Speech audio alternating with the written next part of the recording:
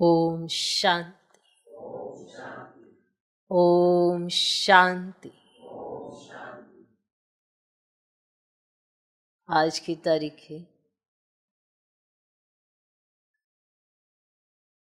5 सितंबर 2023।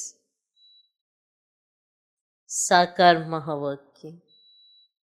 बाबा कहते, मीठे बच्चे, सत का संग एक ही है जिससे तुम्हारी सदगति होती। सत का संग एक ही है जिससे तुम्हारी सदगति होती है। आत्मा पावन बनती है, बाकी सब है कुसंग। सत का संग एक ही है जिससे तुम्हारी सदगति होती है। आत्मा पावन बनती है, बाकी सब है कुसंग। इसलिए कहा जाता, संग तारे कुसंग बोरे। संग तारे कुसंग बोरे। बाबा कहते, मीठे बच्चे, सत्य का संग एक ही है जिससे तुम्हारी सदगति होती है। आत्मा पावन बनती है, बाकी सब है कुसंग। इसीलिए कहा जाता, संग तारे कुसंग बोरे। आज का प्रश्न, बाप का ऐसा कौन सा कर्तव्य है जो कोई भी धर्म स्थापक नहीं कर सकता?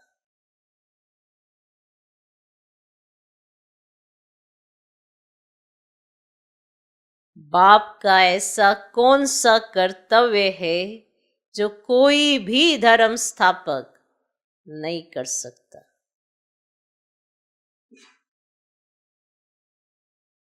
उत्तर, बाप का कर्तव्य है सबको पतित से पावन बनाकर वापिस घर ले जाना। बाप का कर्तव्य है सबको पतित से पावन बनाकर वापिस घर ले जाना। बाप आते हैं सबको इन शरीरों से मुक्त करने, अर्थात मौत देने। बाप आते हैं सबको इन शरीरों से मुक्त करने, अर्थात मौत देने। ये काम कोई धर्म स्थापक नहीं कर सकता। ये काम कोई धर्म स्थापक नहीं कर सकता। उनके पिछाड़ी तो उनके धर्म की पावन आत्माएं ऊपर से उतरती हैं।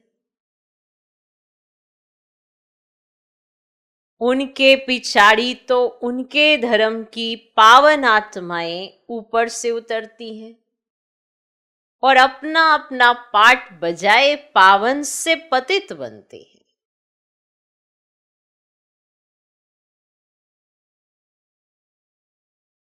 पहले धर्म स्थापक आता है, फिर उसके धर्म की पावन आत्माएं ऊपर से आती हैं, फिर अपना अपना पाठ बजाती हैं, फिर वो पावन से पतित बनती है। तो बाप का ऐसा कौन सा कर्तव्य है जो कोई भी धर्म स्थापक नहीं कर सकता? बाप का कर्तव्य है सबको पतित से पावन बनाकर वापस घर ले जाना। बाप आते हैं सबको इन शरीरों से मुक्त करने, अर्थात मौत देने। ये काम कोई धर्म स्थापक नहीं कर सकता।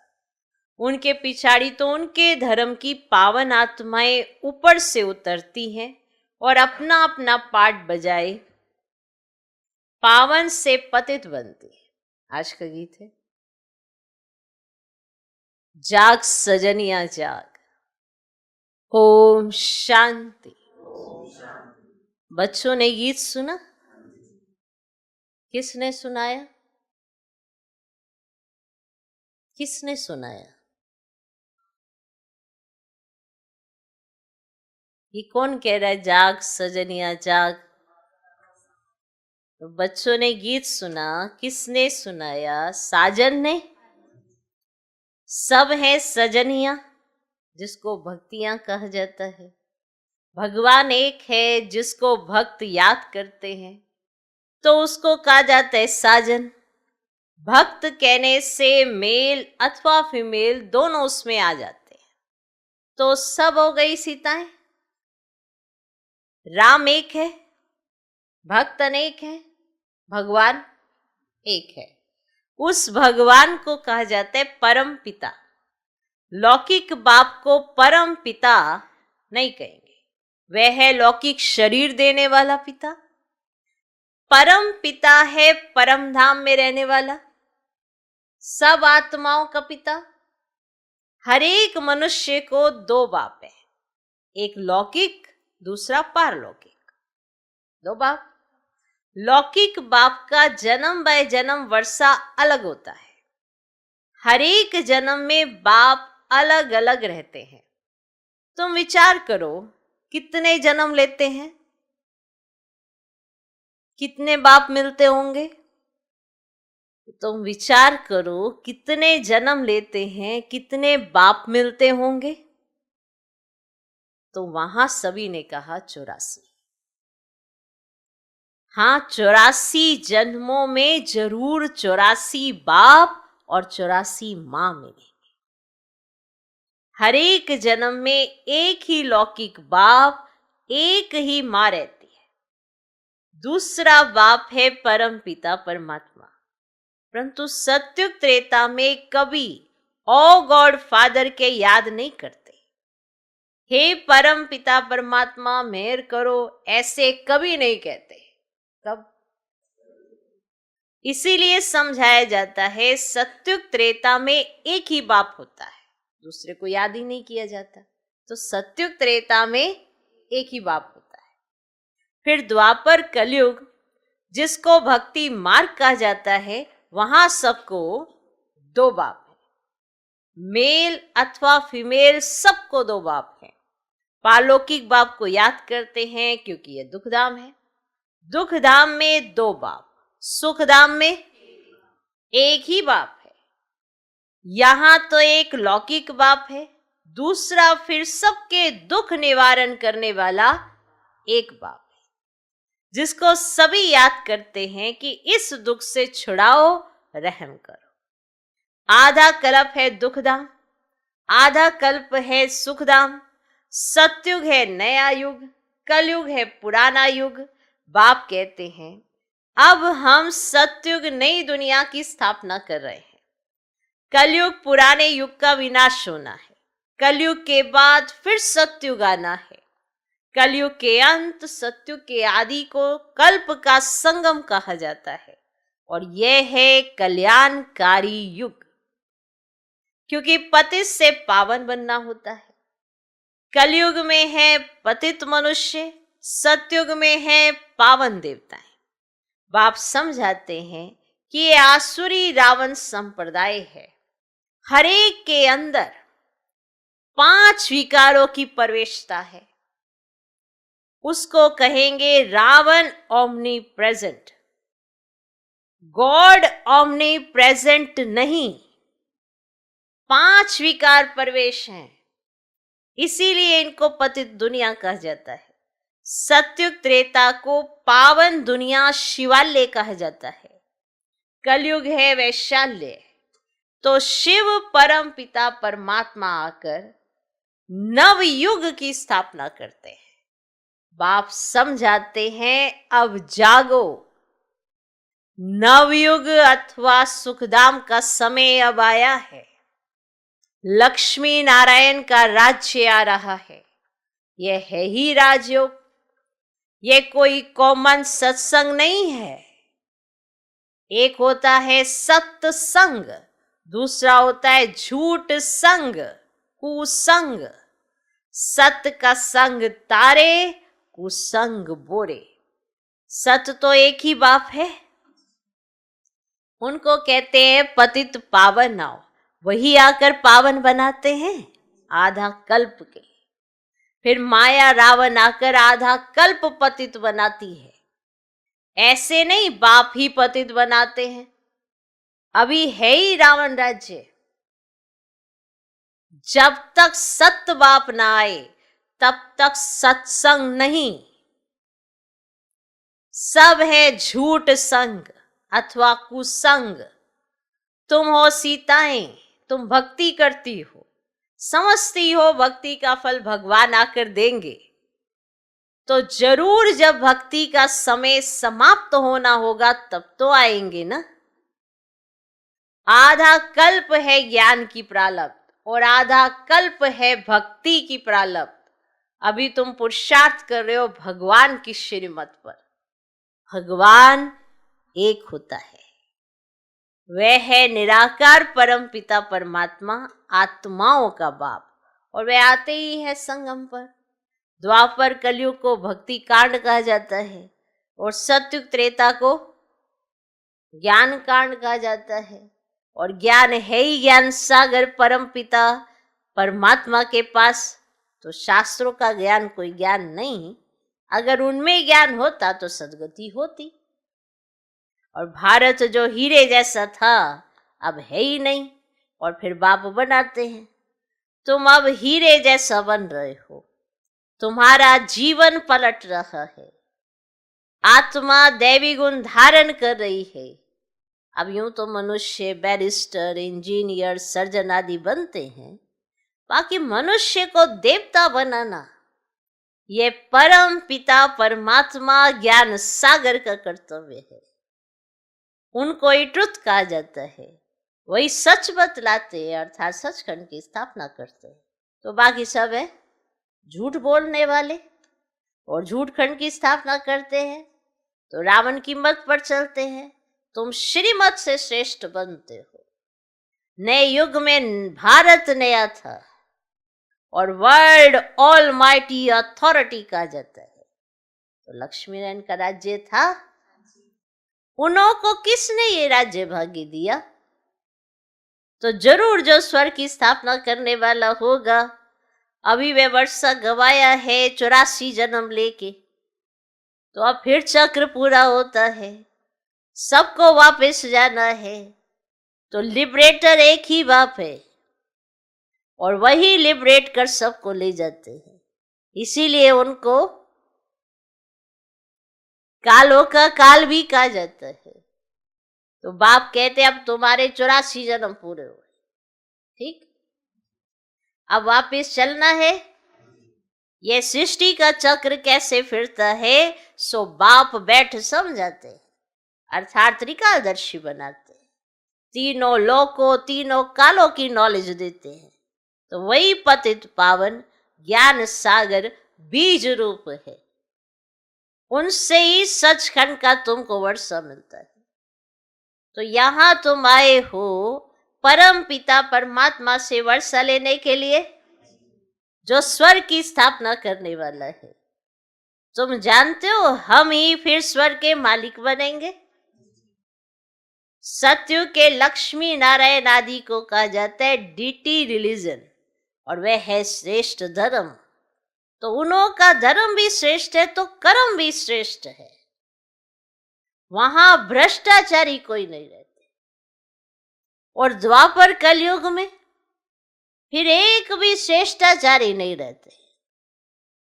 तो बाप को भूलने के कारण ही बुरी गति होती है। फिर बाप आकर पति से पावन बनाते हैं। धर्म स्थापक कोई पति से पावन बनाने नहीं आते। पतित पावन तो एक ही बाप है। तो कंट्रास्ट बाबा सत्संग, धर्म स्थापक और मेरा आने का क्या उद्देश्य है, क्या मेरा कर्तव्य है, मैं हूं कौन, धर्म स्थापक कौन है, ये सारा स्पष्ट करते। मुझे ही याद करते हो, मैं ही वो पारलौकिक पिता हूं जो तुमको लिबरेट करेगा दुखों से। समझा? तो परमात्म शक्ति को पहचानो ना। सोचो जो आत्मा को पति से पावन बनाए और साथ में ले जाए, कितनी बड़ी शक्ति है। और बच्चे चलते चलते भूल जाते कि सर्वशक्तिमान साथ में है। तो डरते क्यों है, घबराते क्यों है? डर किस बात का लगता है? साथ छूटा तो डरो ना, तो साथ क्यों छोड़ते हैं? वो तो साथ देता है, बच्चे साथ छोड़ देते हैं, फिर हाय तो वो मचाते हैं। हाय हाय कब होगी? जब बाप का हाथ और साथ छूटेगा। उससे पहले तो उसी ने हाथ पकड़ा हुआ है, और वही सच्चा गुरु है, वही सच्चा सतगुरु है, वही तो शिक्षक है ना। आज का दिन मना रहे, हैप्पी टीचर्स डे सब कह रहे, ऐसा शिक्षक, ऐसा गुरु किसी को नहीं मिला जिसने आधा कल्प का वर्षा दिया। 1 या 2 जन्म का नहीं, आधा कल्प का वर्षा दिया, और दूसरे आधा कल्प में भी साथ देने आया हो। चाहे भक्ति मार्ग में भक्त आत्मा बने, फिर भी भगवान ने साथ दिया, और आज तो डायरेक्ट देने आया है।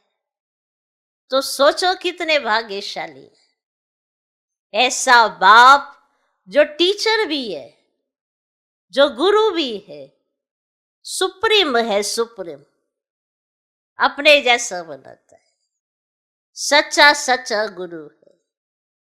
तो वो तो एक दिन का मनाते, हमने तो संगम युग वो हर दिन मनाते देखा है। भगवान को बच्चों को श्रृंगारते देखा है, भगवान को बच्चों को शिक्षा देते देखा है, आज भी सुन रहे हैं।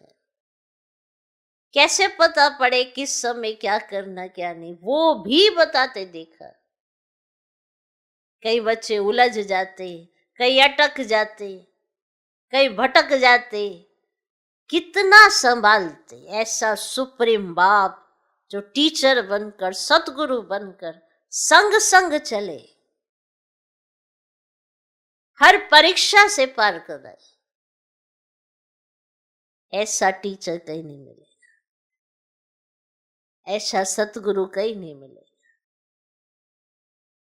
तो हम तो कितने सौभाग्यशाली कहे या पद्मा पदम भाग्यशाली कहे कि स्वयं भगवान हमारा टीचर बना है। रोज पढ़ाते हैं, रोज श्रृंगारते हैं, रोज संवारते हैं। किस लिए? कि बच्चों का नाम बाला हो जाए, अपने नाम के लिए नहीं, क्योंकि उनको तो पहचान जो देनी पड़ती है। सोचो, वो भी पुरानी दुनिया में परकाया प्रवेश कर, एक ऐसी दुनिया में जहां पर साम्राज्य ही रावण रावण का है। कोई राम को पहचानते ही नहीं, कोई जानते ही नहीं, समझते ही नहीं। सब आत्माएं पतित हो गई, उन पतित आत्माओं को पावन बनाना पड़ता है। सोचो तो सही, ऐसा सुप्रीम टीचर कितनी मेहनत कर रहा है, इतने वर्षों से सिखाने के लिए कर रहा है ना। तो विशेष हम उनको क्या दें? सीख जाए यही दे दें। जो शिक्षा मिले उसको धारण कर ले, अपना जीवन वैसा बना दे, जो वो कहे वो करके दिखा दे। तो कितना ना बाप को बच्चों पर नाज होगा, कितना ना टीचर को स्टूडेंट पर नाज होगा। एक फॉलोअर्स कहते हैं तो बाबा कहते फॉलो ब्रह्मा बाप। हमें तो ब्रह्मा बाप को फॉलो करना है, शिव बाप जैसा नहीं, ब्रह्मा बाप जैसा बनना है। शिव बाबा ब्रह्मा बाप जैसा बनने के लिए कहते, क्योंकि बन के दिखाए ना ब्रह्मा बाबा, तो हमको तो उनको फॉलो ही करना है। जैसा उन्होंने अपने जीवन में किया, जैसा निश्चय उन्होंने दिखाया, हमको तो वैसे ही दिखाना है, ना उससे जास्ती ना कम, बस उतना ही करना है जितना उन्होंने दिखा। तो उनकी शिक्षाएं भी हमारे सम्मुख हैं, वो स्वयं भी हमें रोज पढ़ाने आते हैं। तो ये जो पढ़ाई है ना, ये पढ़ाई को शौक से पढ़ना, यही टीचर के लिए सबसे बड़ी वैल्यू होती है। टीचर का सबसे बड़ा रिगार्ड यही होता है कि उसकी क्लास में जब स्टूडेंट बैठे ना अलर्ट हो, अटेंशन दे और उस पढ़ाई पर शौक से पढ़ाई करे, तो टीचर कितना खुश होगा। और कोई भी पेपर आए पास भी दोनों हो जाए, वो टीचर को कुछ नहीं चाहिए, ना ही कोई फूल, ना कुछ और, ना ही कोई मिठाई का डिब्बा, हाँ, ना कुछ ऐसा श्रृंगारा हुआ, कुछ भी नहीं चाहिए। टीचर को स्टूडेंट श्रृंगारा हुआ चाहिए। टीचर को स्टूडेंट ऐसा चाहिए जो टीचर पढ़ाए तो स्टूडेंट अलर्ट हो। ऐसे स्टूडेंट को देखकर टीचर को नाज होता है। ऐसा स्टूडेंट चाहिए जो पास विद ऑनर होकर। तो बाबा के साथ ऐसी प्रतिज्ञा करें कि बाबा इस पढ़ाई का हमको कदर है, वैल्यू है, और हम वैल्यूबल बन के दिखाएंगे, तभी सही मायने में टीचर का रिगार्ड होगा ना। तो आज के दिन सब टीचर्स डे पर टीचर्स को बधाई देते हैं, तो सही मायने में तो बधाई यही है कि स्टूडेंट टीचर का कहा एक्यूरेट माने और जो शिक्षा मिले उसको पालन करे और फिर पास विद ऑनर हो जाए। यही तो चाहिए ना। तो ही तो कहेंगे वाह वाह वाह वाह, आप बच्चे कहेंगे वाह वाह वाह वाह, और बाबा कहेंगे वाह बच्चे वाह, टीचर कहेंगे वाह स्टूडेंट वाह, सतगुरु कहेंगे वाह फॉलोअर्स वाह। तो ये बात सुनने के लिए कर्म भी तो वैसे करने पड़े, तो कर्मों को करना है। ओके, तो सभी को, सभी टीचर्स को, क्योंकि हमारा टीचर ऐसा है कि सबको अपने जैसा टीचर बनाता है। सबको देखो बाबा के माँ बाप के सुनाने का चांस है, बाबा के ज्ञान को बांटने का चांस है, और बाबा तो टाइटल ही अपने जैसा दे देता है, गुरु भाई बना देता है, गद्दी भी देता है। ऐसा भगवान पूरे कल्प में देखो फिर नहीं मिलने वाला है ना। फिर तो और सब आत्माएं मिलेंगी पर परमात्मा नहीं मिलेगा। तो हमें क्या करना चाहिए क्या नहीं करना चाहिए वो भी समझ वही दे देते हैं। ज्यादा कुछ करने की जरूरत नहीं है, जैसा कहा जाए वैसे करते चलो, क्योंकि आगे तो सहज ही है। उनके कथन पर चलने वाला कभी मुश्किल का सामना नहीं करता, सहज ही होता है, भले परिस्थितियां कितनी भी बड़ी क्यों ना हो जाए। क्योंकि जो बड़ा समझ रहे परिस्थितियों को, वो परिस्थितियों के बीच में घुस जाते हैं, और जो ऊपर से देखते हैं परिस्थितियों को तो चींटी समान दिखाई पड़ती है, कोई बड़ी नहीं होती, बड़ी सोच से बनती है। और परमात्मा ने हमारी सोच ही बदल दी है, सोच ही इतनी श्रेष्ठ बना दी कि परिस्थितियां क्या करेंगी। तो ऐसा बाबा जो सुप्रीम टीचर, सुप्रीम सतगुरु है, तो बलिहारी है ना बाबा की, और बाबा कहता बच्चों की बलिहारी है। वाह बाबा वाह। ओके, तो लिबरेटर भी है ना। तो अब वापिस चलना है, ये सृष्टि का चक्र कैसे फिरता है सो बाप बैठ समझाते हैं, अर्थात त्रिकालदर्शी बनाते हैं, तीनों लोकों तीनों कालों की नॉलेज देते हैं। वही पतित पावन ज्ञान सागर बीज रूप है, उनसे ही सचखंड का तुमको वर्षा मिलता है। यहाँ तुम आए हो ना परम पिता परमात्मा से वर्षा लेने के लिए, तो जो स्वर्ग की स्थापना करने वाला है, तुम जानते हो ना हम भी फिर क्या बनेंगे, स्वर्ग के मालिक बनेंगे। तो सत्युग के लक्ष्मी नारायण आदि को कहा जाता है डिटी रिलीजन, माने श्रेष्ठ कर्म करने वाले श्रेष्ठ धर्म है। तो उन्हों का धर्म भी श्रेष्ठ है तो कर्म भी श्रेष्ठ है, और वहाँ भ्रष्टाचारी कोई होते ही नहीं, और द्वापर कलयुग में फिर एक भी श्रेष्ठाचारी नहीं। तो बाप को भूलने के कारण ही तो देखो बुरी गति होती है। तो फिर बाप आकर पति से पावन बनाते हैं। धर्म स्थापक कोई पति से पावन बनाने नहीं आते, और पतित पावन तो एक ही बाप है। तो वही सच्चा गुरु है, बाकी वे तो आकर अपना धर्म स्थापन करते हैं। तो ऊपर से पावन आत्माएं आती है फिर पतित बनती हैं। तो इस समय तो सब पतित, तो सबको पावन बनाना बाप का ही काम है। तो वही पतित पावन है। गुरु नानक ने भी उस सतगुरु की महिमा की, और इस पुरानी दुनिया के विनाश के लिए ही ये महाभारत लड़ाई है। बाकी ऐसे नहीं तुमको लड़ाई के मैदान में ज्ञान देते हैं, ऐसे नहीं है। तो ज्ञान के लिए तो एकांत चाहिए। अब 7 रोज भट्टी में रहना पड़े और बाकी तो है भक्ति की सामग्री। तो भक्तों में भी कोई बड़े तीखे तीखे होते हैं, और रुद्रमाला भी है तो भक्तमाला भी है। तो वह है भक्तों की माला और यह है ज्ञान माला। और ऊपर में शिव, फिर युगल दाना, और फिर है उनकी वंशावली जो माला मनुष्य से मरते हैं। तो राम राम कहते रहते हैं क्योंकि दुखी है, और रावण संप्रदाय राम को याद करते हैं कि आकर अपना बनाओ, अभी तुम ईश्वरीय गोद में आए हो। और वास्तव में सब आत्माएं परम पिता परमात्मा की संतान है, और मनुष्य सृष्टि प्रजापिता ब्रह्मा की संतान है। समझा? सर्वात्माएं परम पिता परमात्मा की संतान, और मनुष्य सृष्टि प्रजापिता ब्रह्मा की संतान, और प्रजापिता ब्रह्मा द्वारा मनुष्य सृष्टि रची है। तो आत्मा तो अविनाशी है और आत्माओं का अविनाशी बाप है। तो अभी तुमको 2 बाप है, एक विनाशी और दूसरा अविनाशी। तो ब्रह्मा भी शरीर छोड़ देते हैं, और शिव बाबा को तो अपना शरीर है नहीं, और वह तो जन्म मरण रहित है। जन्म मरण में तुम बचे आते हो, और तुम आदि सनातन देवी देवताओं के ही 84 जन्म है, हिसाब है ना। तो गुरु नानक को तो 500 वर्ष हुए, तो इतने में 84 जन्म कैसे लेंगे? तो बाकी लाखों जन्म की तो देखो बात ही नहीं है।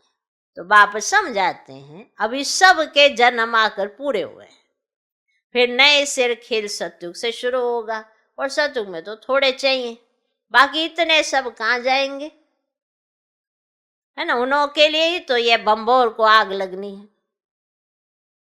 इन बॉम्ब्स, नेचुरल कैलमिटीज आदि से सब खत्म हो जाए, बाकी आत्माएं सब चले जाएंगे मुक्ति धाम।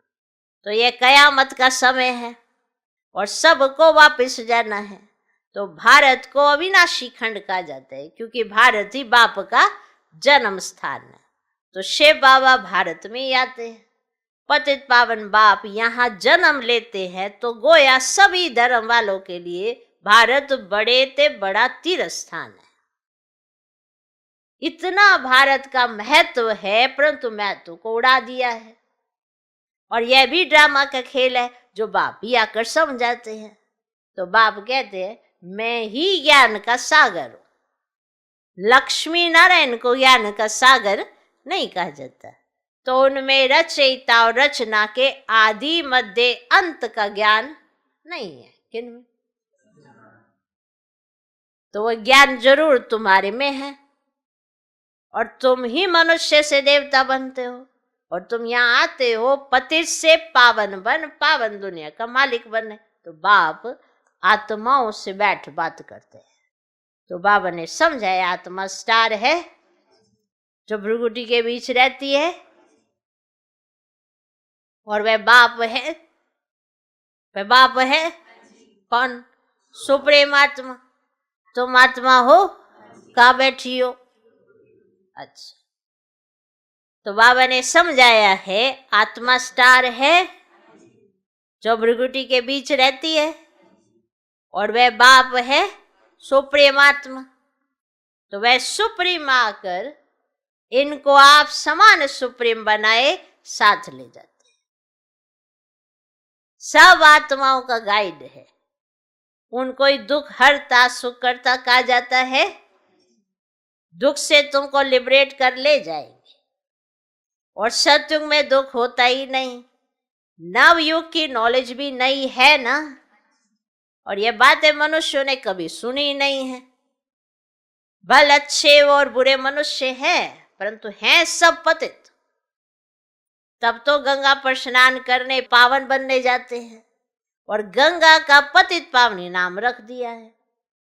वास्तव में पतित पावन तो बाप को ही कहा जाता है। तो पतित दुनिया के बाद फिर पावन दुनिया की स्थापना होती है, और सत्य को वॉइसलेस वर्ल्ड कहा जाता है, और वह है साइलेंस इनकॉर्पोरियल वर्ल्ड। आत्माएं यहाँ आकर पार्ट बजाती है।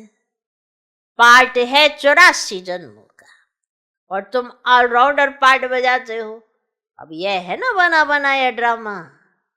तो हर एक में अपना अपना पार्ट अविनाशी है और वह कभी मिटता नहीं है। तुम 84 जन्म भोगते रहेंगे। चक्र का आदि अंत नहीं है। चक्र का आदि अंत नहीं है। ड्रामा कब शुरू हुआ ये प्रश्न नहीं उठता। ना आदि है ना अंत है। ये चक्र है, ना इसका आदि है ना अंत है। सत्युग आदि सत्य है भी सत्य, होसी भी सत्य। क्लियर? इस चक्र को समझने से तुम स्वर्ग के चक्रवर्ती महाराजा महारानी बनते हो। उसको वर्ल्ड ऑल माइटी अथॉरिटी राज्य कहा जाता है, जो वर्ल्ड ऑल माइटी बाप से मिलता है। तुम बेहद के बाप से 21 पीढ़ी के लिए सदा सुख का वर्षा पाते हो। बाप को कहा जाता है हेवनली गॉड फादर। हेवन का वर्षा देने वाला बाप कहते हैं मैं कल्प के संगम युग पर आकर स्वर्ग का वर्षा देता। जो पुरुषार्थ करेंगे वे सूर्यवंशी राजाई में आएंगे। यह कोई कॉमन सत्संग नहीं, यह है गॉडली यूनिवर्सिटी। भगवानुवाच है ना। भगवान पढ़ाकर मनुष्य से देवता बनाते हैं। ऐसा कोई सत्संग नहीं होगा जिसमें कहें कि हम मनुष्य से देवता बनाएंगे। अभी तुम बच्चे नई दुनिया में देवी देवता पद पाने के लिए पुरुषार्थ कर रहे हो। समझाना चाहिए दो बाप होते हैं, एक बेहद का बाप, एक हद का बाप। हम बेहद के बाप से वर्षा ले रहे हैं, तुमको भी राय देते हैं वर्षा लो। श्रेष्ठ ते श्रेष्ठ परम पिता परमात्मा की मत पर चलने से तुम स्वर्ग का मालिक बनेंगे। सच्चा है ही एक बाप, वे आकर पढ़ाते हैं। इनके ऑर्गन्स द्वारा कहते हैं ब्रह्मा तन से ब्रह्मा मुख वंशावली को वर्षा देता। ब्रह्मा द्वारा तुमको दादे का वर्षा मिलता है और दादे के वर्षे पर सभी आत्माओं का हक है। लौकिक संबंध में सिर्फ मेल को वर्षा मिलता है। तुम तो आत्माएं हो। सब ब्रदर्स ठहरे, सबको शिव बाबा से वर्षा मिलता है, तुमको दादे से वर्षा मिल रहा है। बाप कहते हम तुमको मंदिर लायक बनाते हैं। मनुष्यों में देखो क्रोध कितना है, एक दो का विनाश कर देते हैं। यह है वैशाल्य। शिवालय था सो अब फिर बनना है। परम पिता परमात्मा शिव आकर शिवालय बनाते हैं और वैशाल्य से लिबरेट कर फिर गाइड बन सबको वापस शिवालय में ले जाते हैं। तो सभी अपने पुराने शरीरों से मुक्त हो मेरे साथ चलेंगे।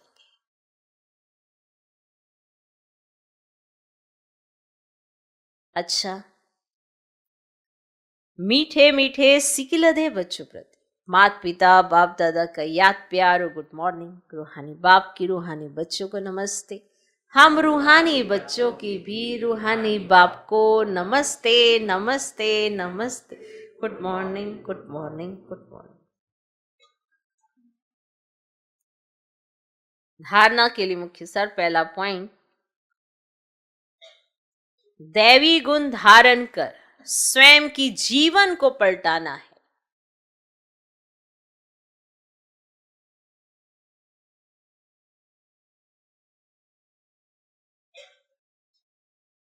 दैवी गुण धारण कर स्वयं की जीवन को पलटाना है। सचखंड में चलने के लिए सच्चे बाप से सच्चा रहना है।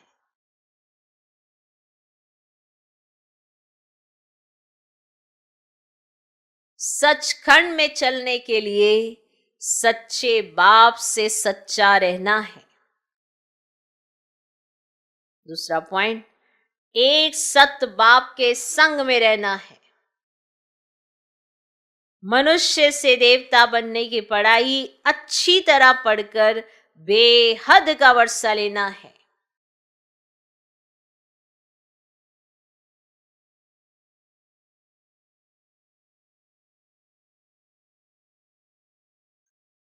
एक सत बाप के संग में रहना है।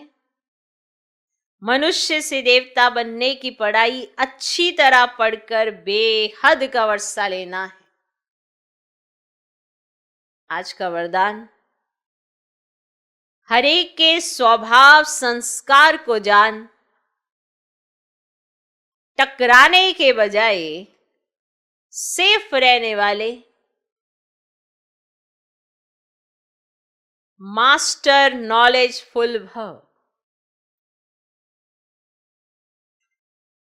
हरेक के स्वभाव संस्कार को जान, टकराने के बजाय सेफ रहने वाले मास्टर नॉलेजफुल भव। कोई भी बात को छोटा या बड़ा करना यह अपनी बुद्धि पर है, जबकि एक दो के स्वभाव संस्कार को जान गए हो तो नॉलेजफुल कभी किसी के स्वभाव संस्कार से टक्कर नहीं खा सकते। जैसे किसको पता है कि यहाँ खड्डा है व पहाड़ है, तो जानने वाला कभी टकराएगा नहीं, किनारा कर लेगा। ऐसे आप भी किनारा करो, अर्थात अपने को सेफ रखो।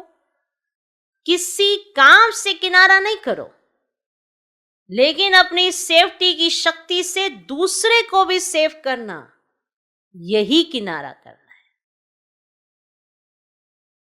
किसी काम से किनारा नहीं, मैं उधर जाऊंगा ना तो उधर मेरी टक्कर हो जाएगी, तो मैंने उस सेवा में ही नहीं जाना, वहां टक्कर ही बहुत होती है मेरी।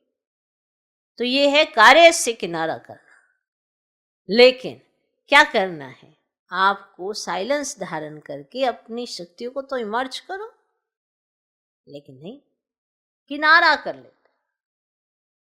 किसी ना किसी से किनारा कर लेते।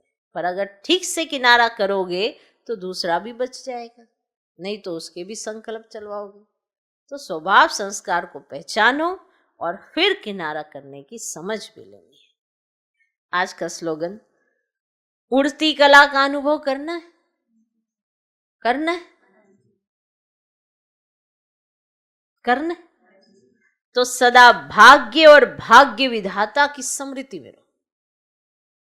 अगर आप उड़ती कला का अनुभव करना चाहते हैं तो अपने भाग्य की तरफ देखें, और जिसने आपको ये भाग्य दिया है उस भाग्य विधाता की तरफ देखें, उनको स्मृति में रखें, तो आपकी उड़ती कला रहेगी।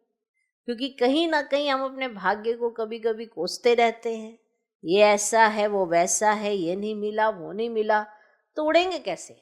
उड़ने के लिए तो उमंग उत्साह के पंख चाहिए, और बिना पंखों के कोई नहीं उड़ सकता, कोई भी नहीं।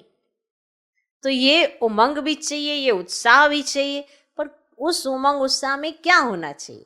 भाग्य और भाग्य विधाता, ये दोनों बातों की स्मृति अगर रहेगी तो उमंग उत्साह भी रहेगा, और अगर उमंग उत्साह के पंख हैं तो उड़ती कला भी हो जाएगी।